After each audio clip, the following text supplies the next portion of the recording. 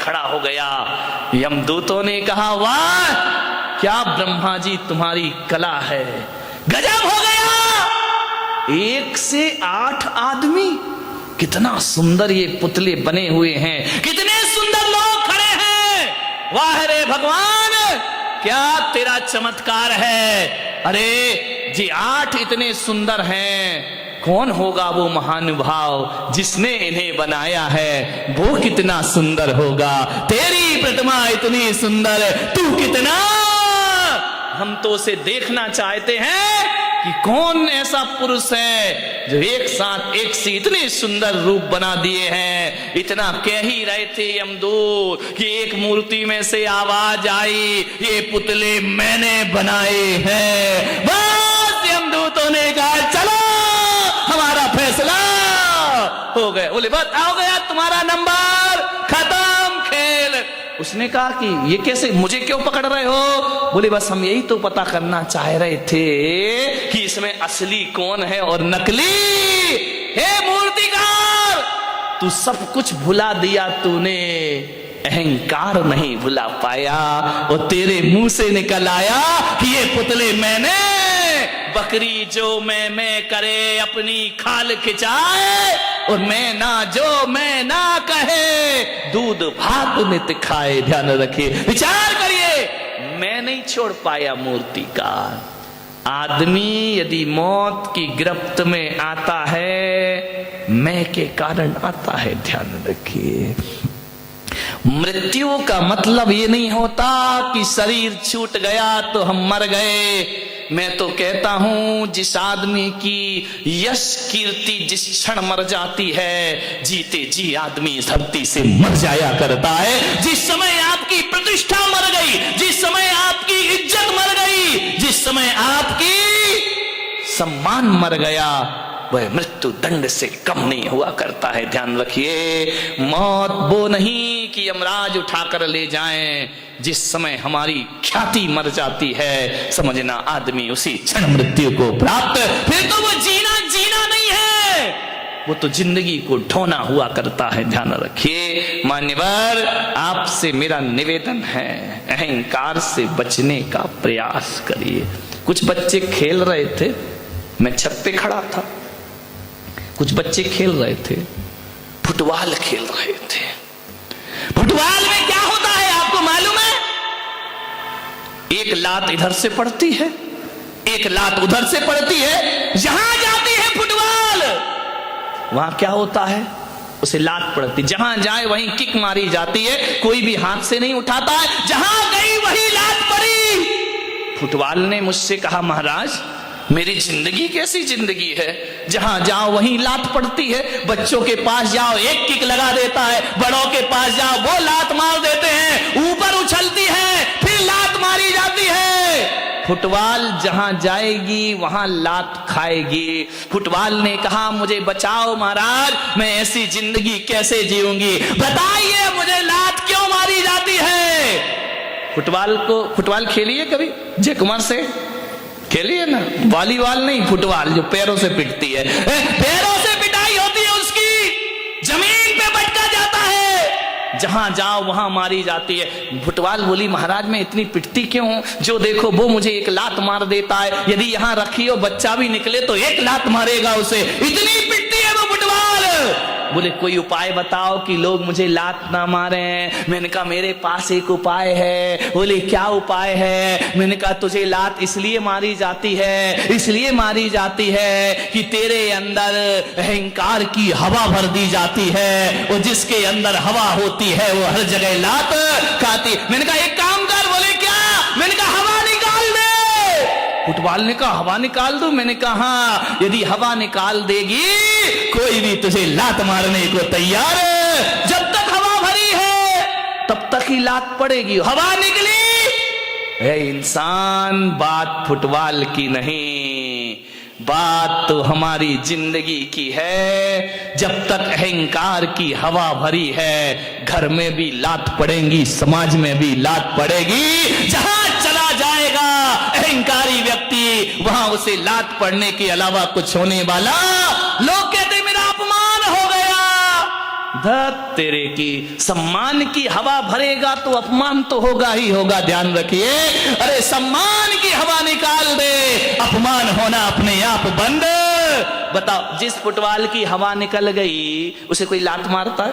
बोलिए, लात मारते हैं क्या? जिसे लात पड़ रही थी जब हवा भरी थी, हवा निकल जाए तो लोग लात से नहीं, उस निकली हुई हवा की फुटबॉल को आदमी हाथ में उठा लिया करता है। ध्यान रखिए, जो व्यक्ति अहंकार छोड़ देता है, इंसान तो क्या भगवान उसे हाथों पे उठा लिया करते हैं। आज मार्दव धर्म है, मार्दव धर्म यही कह रहा है, अकड़ो मत।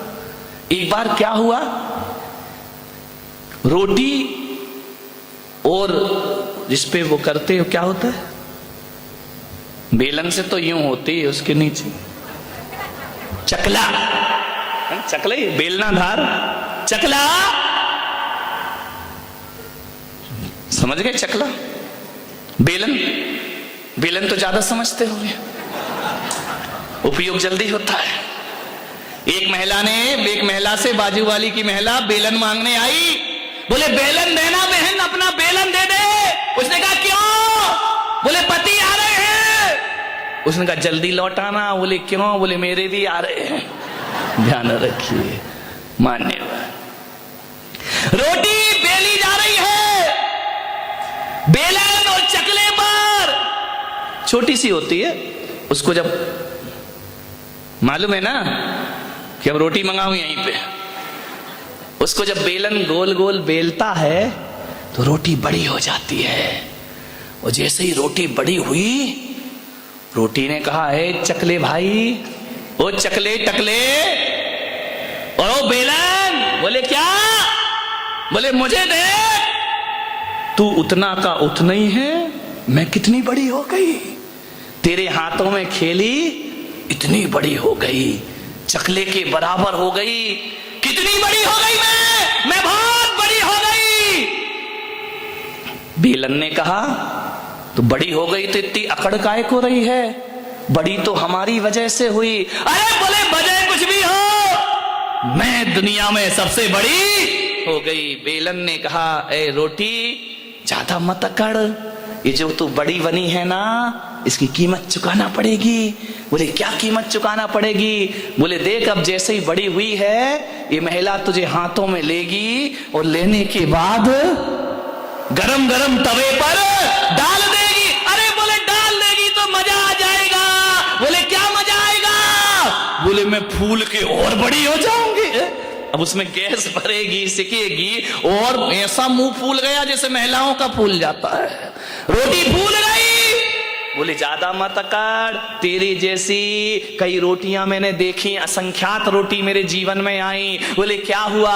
बोले जब तू बड़ी बनती है तुझे तवे पे डाला जाता है, तू और अहंकार में फूलती है। और जब अहंकार फूलता है तो तुझे मालूम है क्या होता है? बोले नहीं मालूम, क्या होगा? बोले मालूम कर ले, होगा ये तेरे टुकड़े टुकड़े करके थाली में परोस दिया जाएगा। ज्यादा अकड़ेगी तो टुकड़े टुकड़े हो जाए, तेरे टुकड़े हो जाएंगे। और यदि किसी बूढ़े की थाली में चली गई तो टुकड़े ही नहीं होंगे, तुझे दाल में मसल भी दिया जाएगा। ध्यान रखिए, रोटी तेरे जैसी 1000 रोटियां मैंने बड़ी होते और टूटते हुए देखी हैं, लेकिन एक बात रख, मैं चकला अहंकार नहीं करता, ना मैं बड़ा होता ना मैं छोटा होता हूं, मैं जैसा हूं वैसा ही रहता। चकले की तरह जिंदगी बनाना है या रोटी की तरह? ध्यान रखना, रोटी तो फूल जाती है, फूलती है। जो अकड़ता है उसे यमराज बहुत जल्दी पकड़ता है। ध्यान रख, बहुत जल्दी पकड़े जाओगे। मान्यवर, उत्तम मार्दव धर्म है। समय हो गया, 10 बज गए। आपसे यही निवेदन करूंगा, अहंकार को छोड़िए। कंचन तजना सहज है, सहज त्रिया का ने मान बड़ाई, ईर्षा दुर्लभ तजनाए।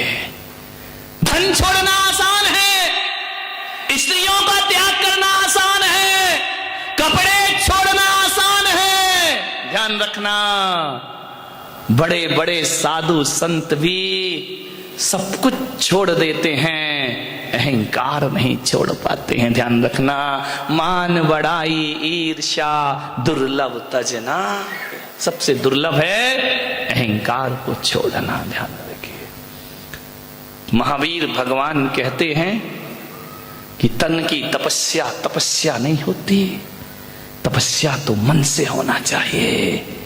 शरीर के कपड़े उतार के फेंकना कोई बहुत कठिन काम नहीं है, केस का लॉन्च भी करना बहुत कठिन काम नहीं है, एक समय भोजन करना कोई कठिन काम नहीं है, उपवास करना कोई कठिन काम नहीं है, पद विहार करना कोई कठिन काम नहीं है। अरे सबसे कठिन काम यदि कोई है तो अहंकार और ईर्ष्या को छोड़ना सबसे कठिन काम हुआ करता है। बड़े बड़े साधु संत भी अहम और वहम को नहीं छोड़ पाते हैं। ध्यान रखिए, मान्यवर अहम छोड़िए, मालिक जो भी दे दे तो कर ले कबूल, कभी कभी कांटों में खिलते हैं फूल। ध्यान रखिए, जो मिला है प्रभु की कृपा है।